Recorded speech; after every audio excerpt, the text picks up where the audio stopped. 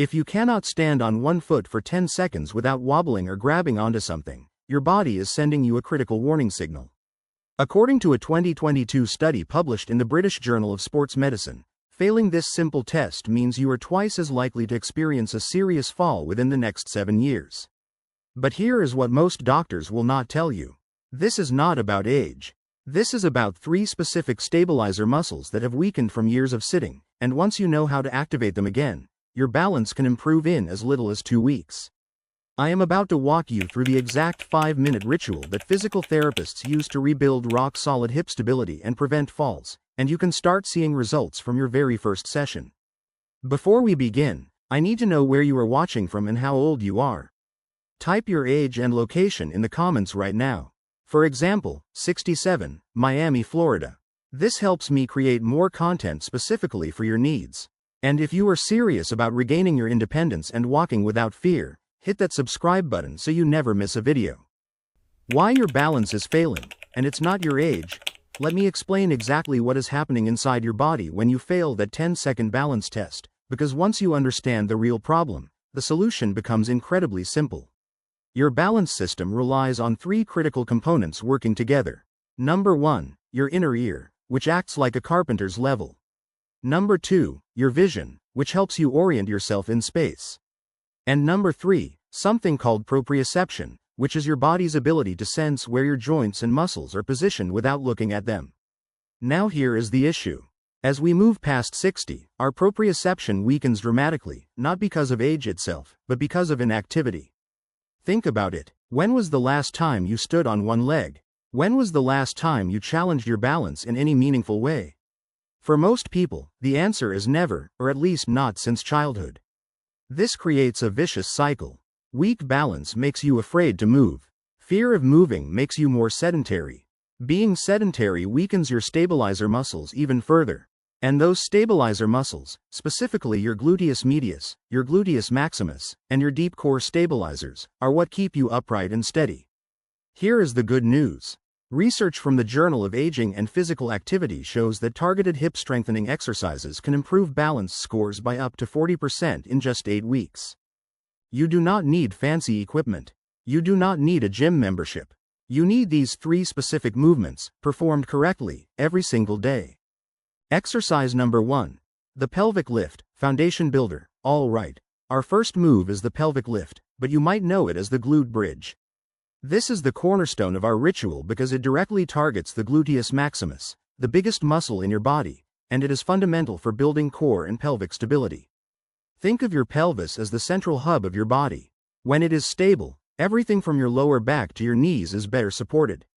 This one exercise is phenomenal for counteracting the effects of prolonged sitting, which causes the muscles at the front of our hips, your hip flexors, to get tight and shortened, while our glutes become stretched out and weak. And the research backs this up.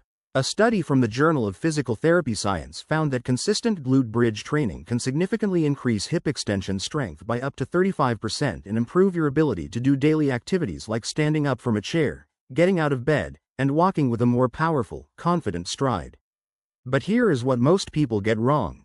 They rush through the movement. They arch their lower back instead of using their glutes.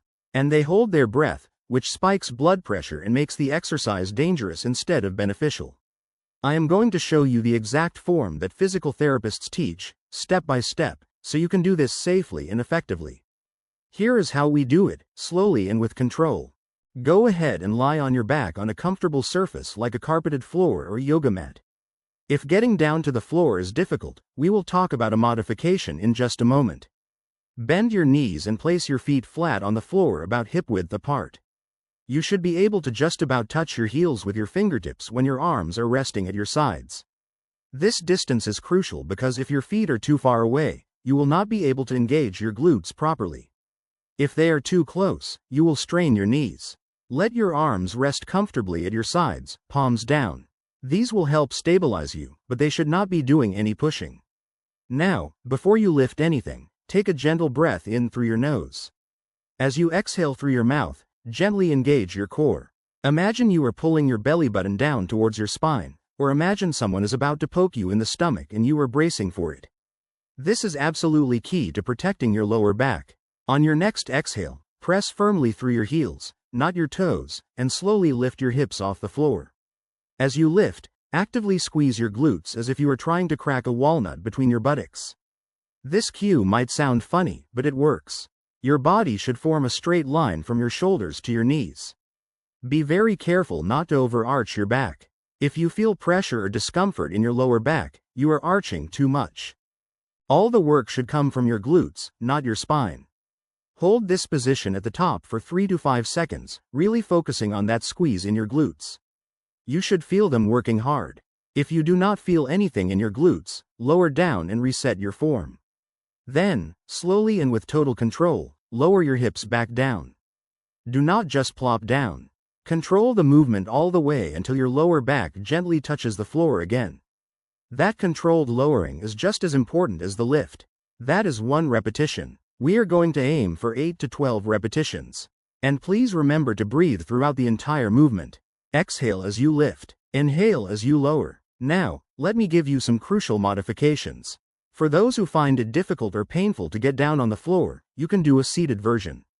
Sit tall on the edge of a sturdy chair with your feet flat on the floor. Place your hands on the sides of the chair for stability. Now, focus on squeezing your glutes as hard as you can, as if you were trying to lift yourself slightly off the seat. You might not actually lift up, and that is okay. The important thing is activating and strengthening that muscle. Hold the squeeze for 5 seconds, then relax. Repeat 10 to 12 times. Another common mistake I see is people pushing through their toes instead of their heels. When you push through your toes, you activate your calf muscles instead of your glutes. Always think. Drive through the heels. Exercise number 2. The stability leg raise, side-to-side balance. Great job on completing those pelvic lifts. Our second move is the stability leg raise, also known as standing hip abduction. If the glute bridge builds your forward and backward power, this exercise is the secret to rock-solid side-to-side balance. Have you ever felt a little wobbly when shifting your weight from one foot to the other? Or unsteady when walking on uneven ground like grass or gravel? That instability almost always comes from weakness in the hip abductor muscles on the sides of your hips, especially a muscle called the gluteus medius. These are your primary pelvic stabilizers. When they are strong, they prevent your hip from dropping side to side with each step, giving you a smooth, stable gait. When they are weak, your pelvis tilts with every step, throwing off your balance and making you much more vulnerable to falls. A landmark study from the American Journal of Physical Medicine found that strengthening the hip abductors reduced fall risk by 43% in adults over 65. This makes it one of the most effective single exercises for fall prevention that exists. Here is how to perform it safely and effectively. Stand tall next to a sturdy chair, a wall, or a kitchen counter, and place one hand on it for support. Not a grip, just a light touch. Your feet should be hip-width apart, and your posture should be completely upright. Imagine a string gently pulling the crown of your head toward the ceiling. This keeps your spine aligned. Now shift your weight onto the leg that is closest to the chair. This is your standing leg, and it needs to stay strong and stable throughout the movement. Engage your core by gently pulling your belly button toward your spine. Slowly, and with absolute control, lift your outside leg straight out to the side. The key here is not to swing the leg or use momentum. Make it a slow, deliberate movement, as if you were pushing against resistance. Only lift your leg as high as you can without leaning your upper body to the opposite side. This is critical. If you have to lean, you are lifting too high and you are defeating the purpose of the exercise. The goal is to isolate the work in your hip muscles, not to see how high you can kick. A lift of just 6 to 8 inches is incredibly effective if done with proper form. Keep your toes pointing straight forward, not turned up toward the ceiling. Your foot should stay in a neutral position. Hold the leg at its highest point for 2 to 3 seconds. You should feel a strong contraction in the muscle on the side of your hip, just below your waistline. If you do not feel it there, lower your leg and try again, focusing on that squeeze. Then, just as slowly as you lifted, lower the leg back down with control. Do not let it drop.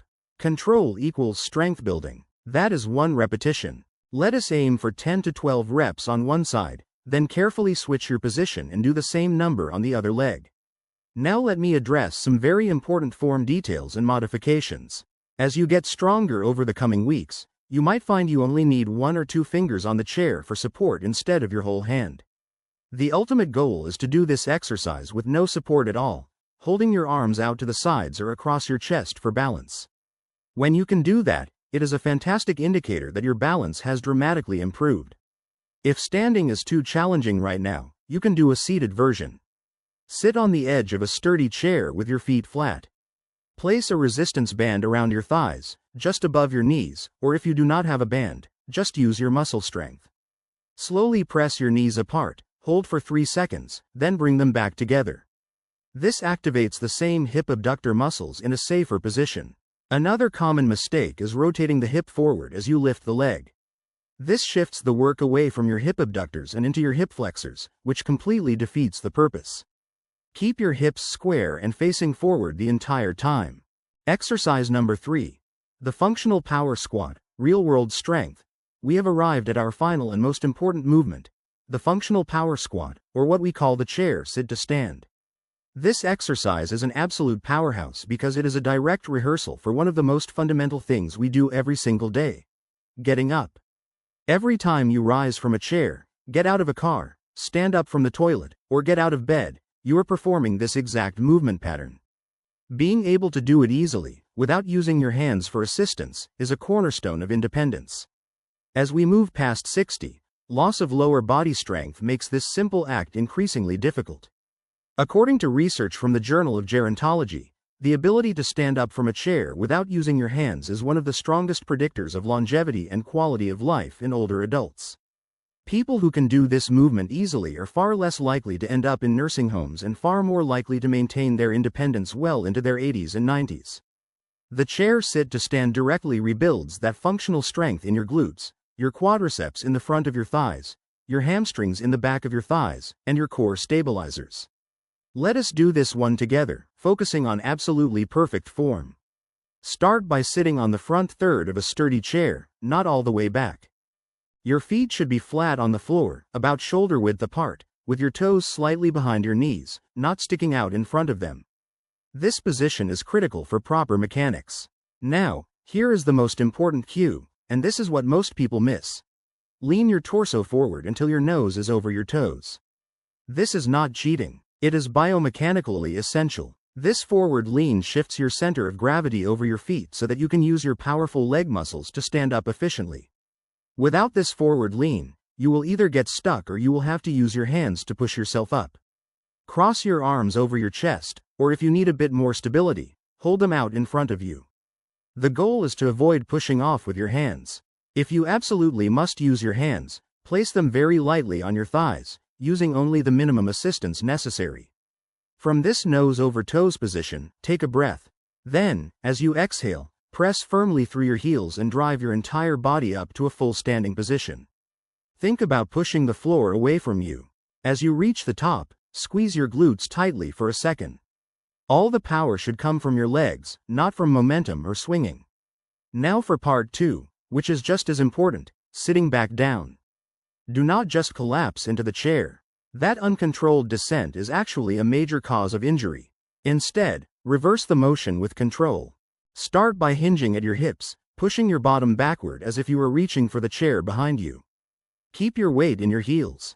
Lower yourself slowly and with complete control until your bottom touches the seat. Think of it like you are gently placing a fragile object down.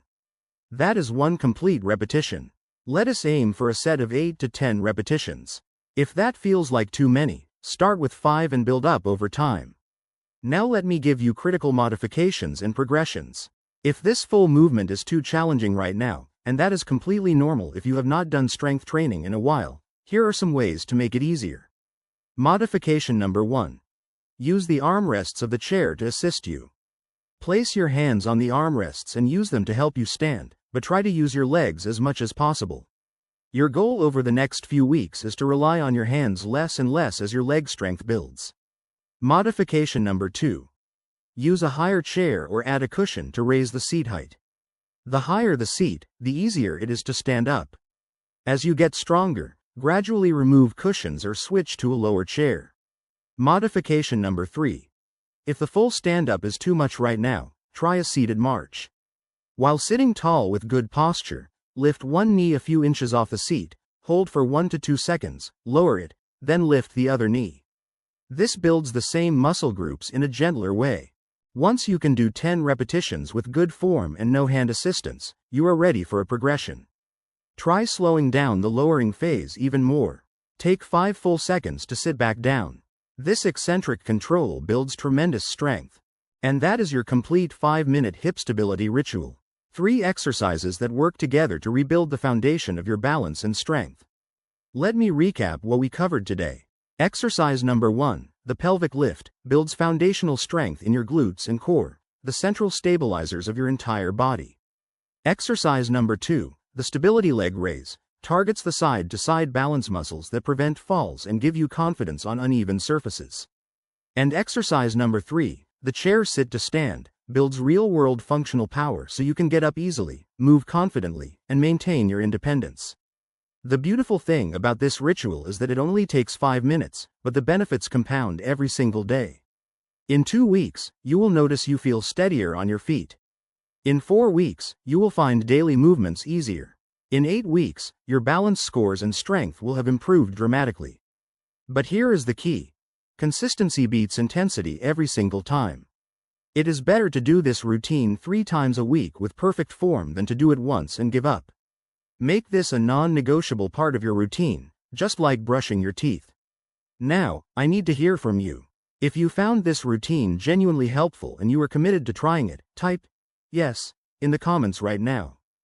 If any of the movements were confusing or if you need me to clarify something, type the number 2 so I know exactly where I can improve or create a follow-up video.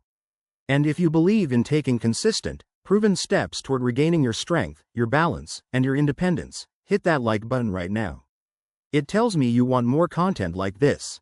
Finally, if you want to continue strengthening your body with simple, science-backed routines designed specifically for people over 60, click that subscribe button and turn on notifications. I release new videos every week covering everything from fall prevention to circulation, mobility, and energy. Remember, this is not just about stronger hips or better balance. This is about walking without fear. This is about getting up from a chair without struggle. This is about holding on to the freedom to live your life on your own terms for as long as possible. You deserve that freedom, and these 3 exercises are how you protect it. Thank you for trusting me with your health today. I will see you in the next video.